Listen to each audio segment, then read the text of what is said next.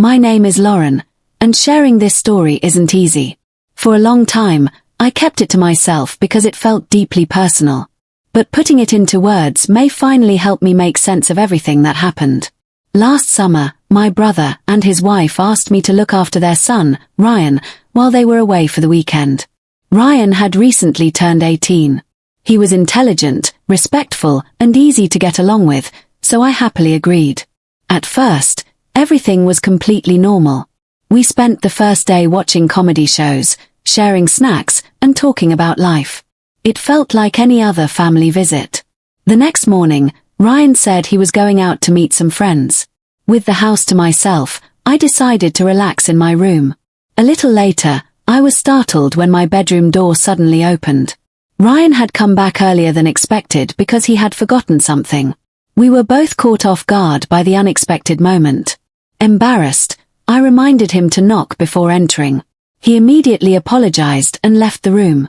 Although it seemed like a small incident, things felt awkward afterward. We both tried to move on, but there was a noticeable tension whenever we were around each other. That evening, I brought it up. "Let's just forget about what happened earlier," I told him. Ryan agreed, and we tried to put it behind us. Over the following days, however, Ryan seemed eager to spend more time talking with me.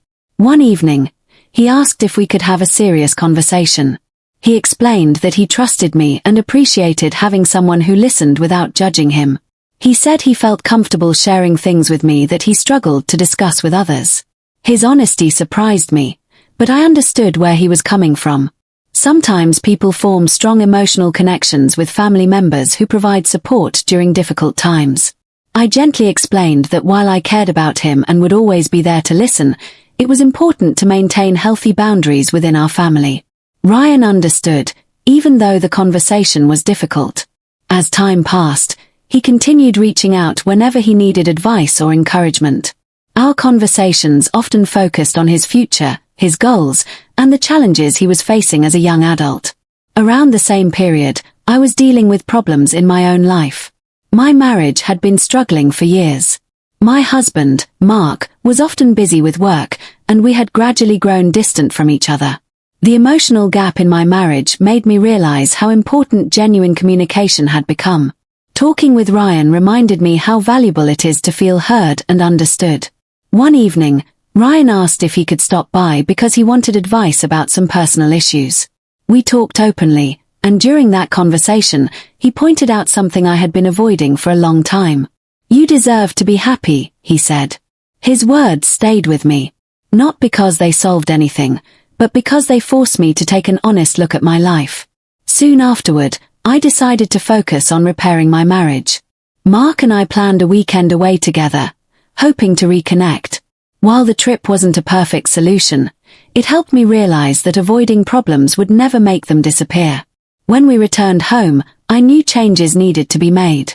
I had to face my challenges directly and work toward healthier relationships with the people around me. Ryan and I eventually settled into a comfortable family relationship built on mutual respect. We remained close, but we also understood the importance of clear boundaries. It wasn't always easy, but it was the right choice.